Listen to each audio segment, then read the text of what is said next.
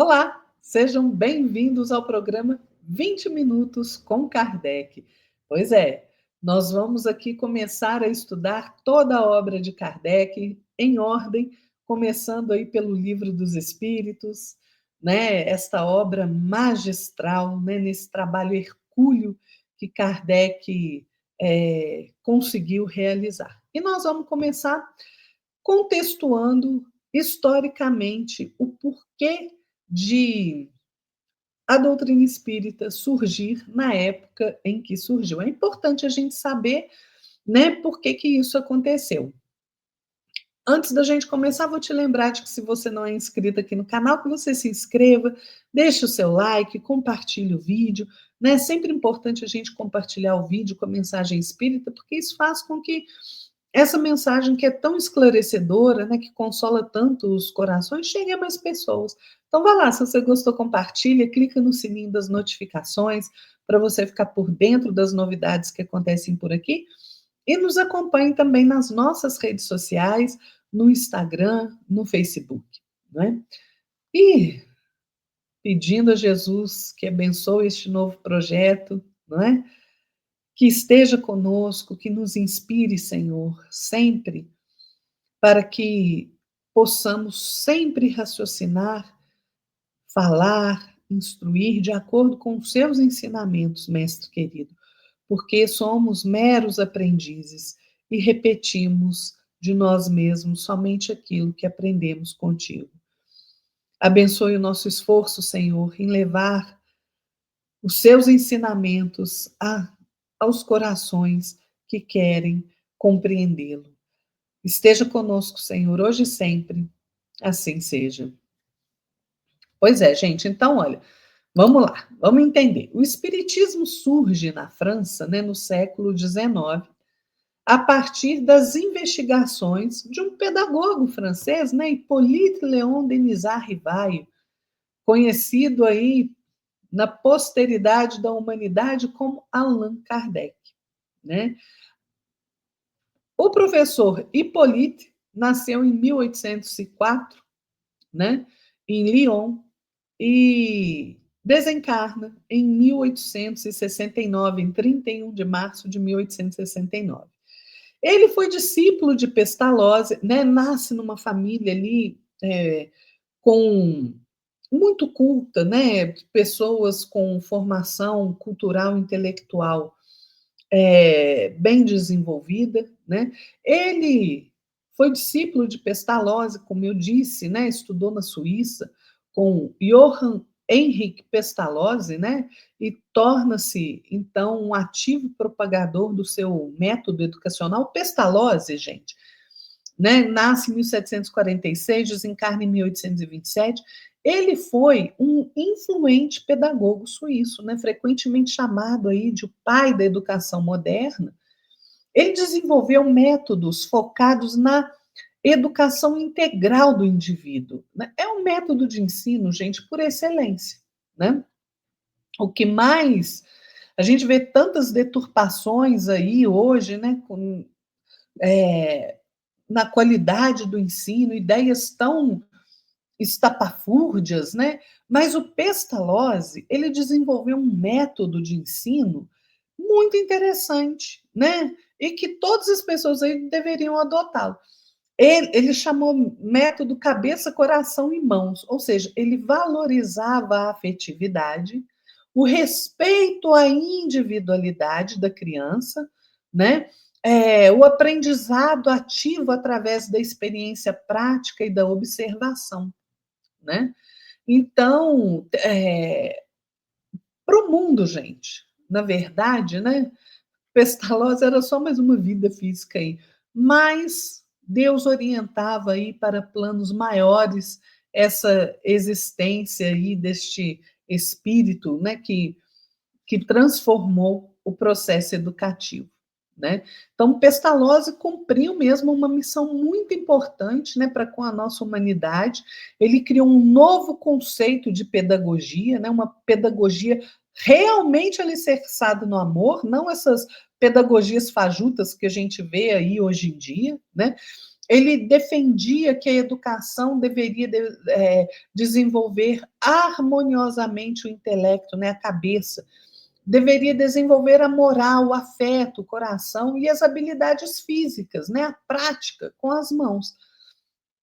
Ele desenvolve um método muito intuitivo, né? Ele acreditava que o conhecimento deveria partir da observação e da experiência direta da criança com o ambiente, né? Era aquele conhecimento sensorial, em vez de mera memorização, né? E a gente vê o método de Pestalozzi sendo aplicado aí com maestria, né, por Kardec.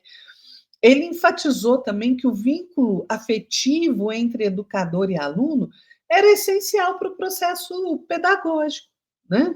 E ele dedica a sua vida, o Pestalozzi, à educação de crianças pobres, órfãs, né? Demonstrando que a educação é um direito de todos. As ideias de Pestalozzi influenciaram educadores, por exemplo, como Frederic Frobel, a Maria Montessori, o Frenet, né? Além de ter impactado em um movimento da escola nova e influenciado Allan Kardec, né? O legado de Pestalozzi, né, inspirou aí criação de associações, como, por exemplo, a Associação Pestalozzi no Brasil, né, que foca no suporte a pessoas com necessidades especiais. Então, Pestalozzi foi um grande educador, realmente, né? E em determinado momento, a educação de Allan Kardec, né, do Hippolyte, foi confiada a Pestalozzi.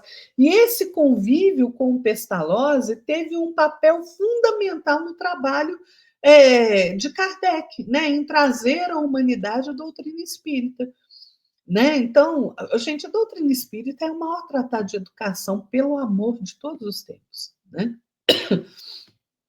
O Kardec se destaca como educador, né? Ele foi autor de vários livros didáticos, né? Tradutor, defensor da reforma do ensino na França, né?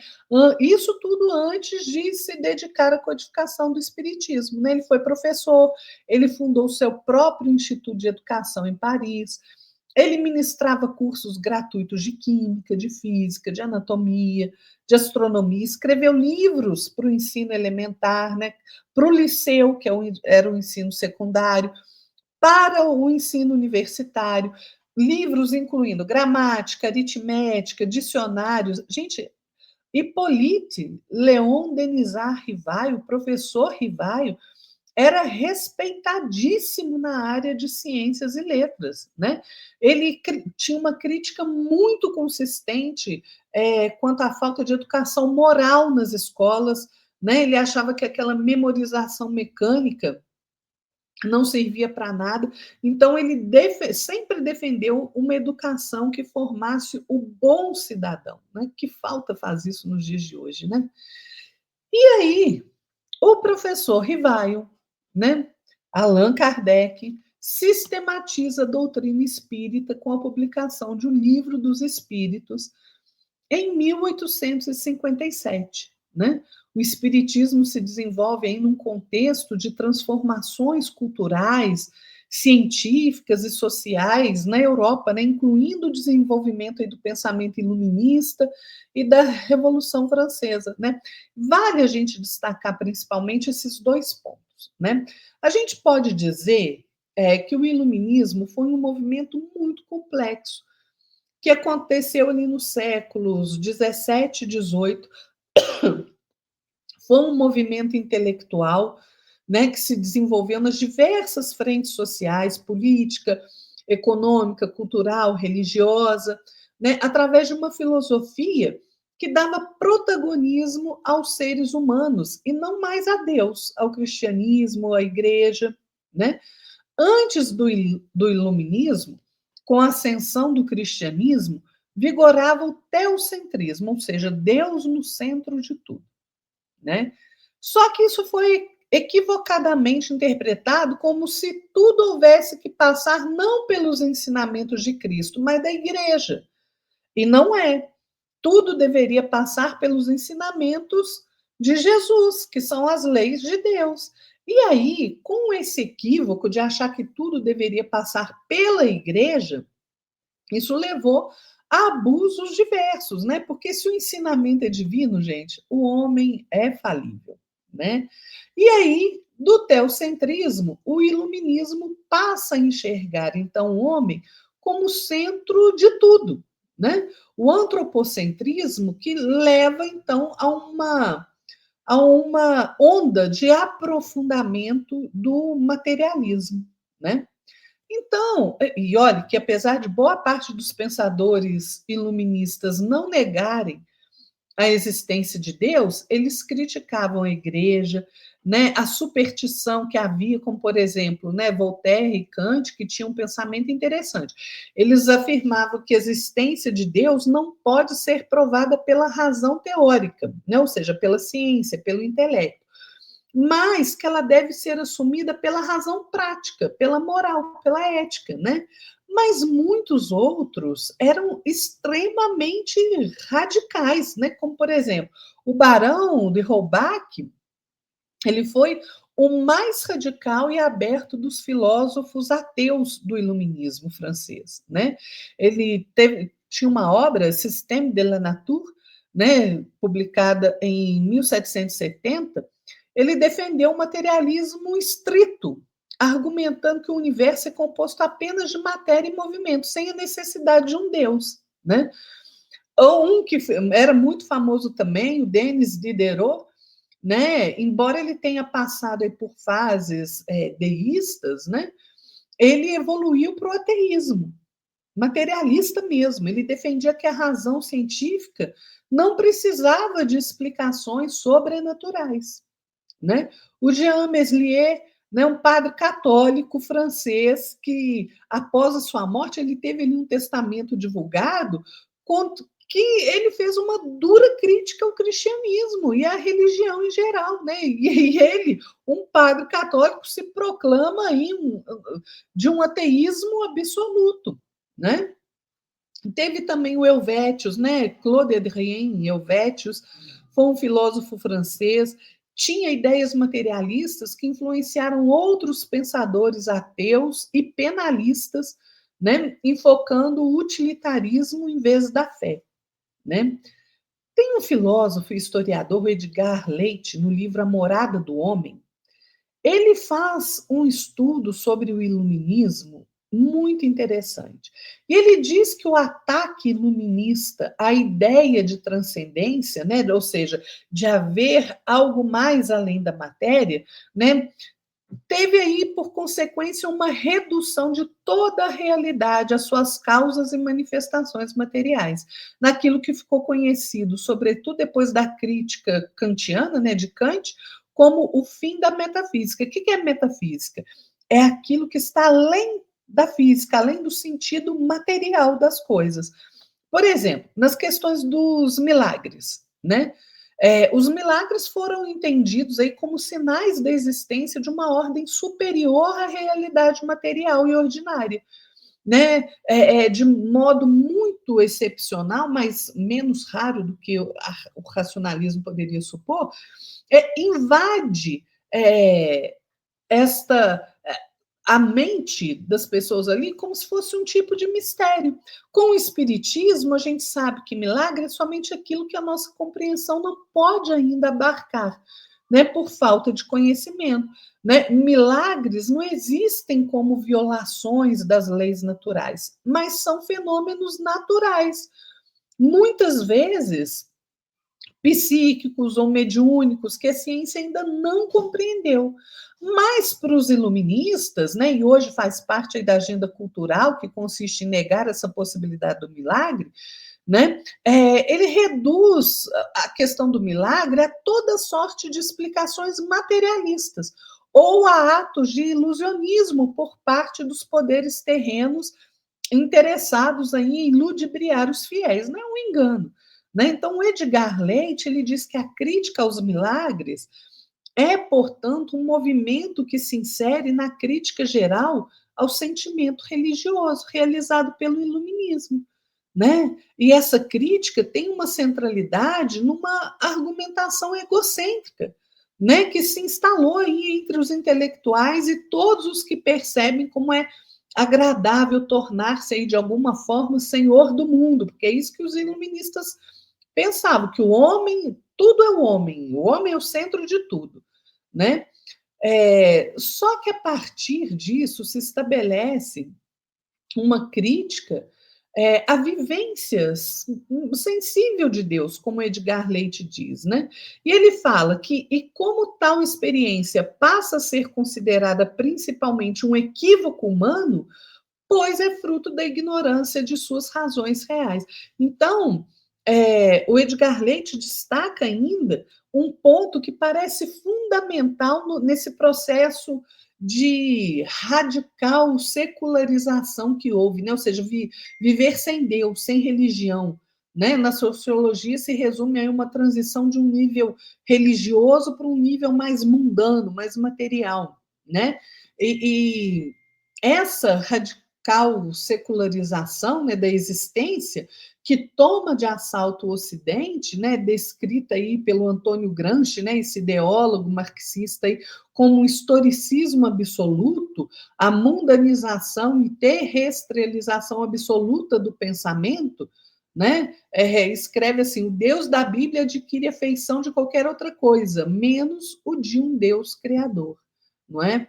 Pois é. Então, o movimento iluminista ele dá origem a transformações profundas em diversas áreas, né, como nos campos econômico, político, cultural, e serve como base referencial para diversos eventos históricos significativos, como, por exemplo, a Revolução Francesa, né, de 1789 a 1799, né, dando ênfase aí a 1793, que fica conhecido como o Ano do Terror, né, onde as perseguições políticas e religiosas levaram aí um verdadeiro banho de sangue na França, né? Muitos perderam a vida pela guilhotina e com o tema, né? Qual era o lema?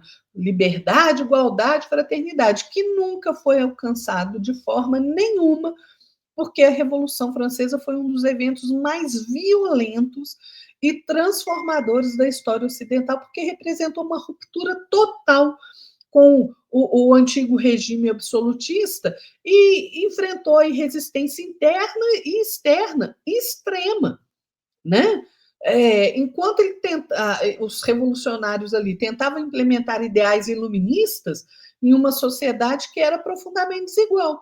A contradição entre o que foi idealizado e o prático, somado ali ao medo que a revolução gerou e a radicalização política, gerou o fracasso das suas promessas aí de liberdade, igualdade e fraternidade, né?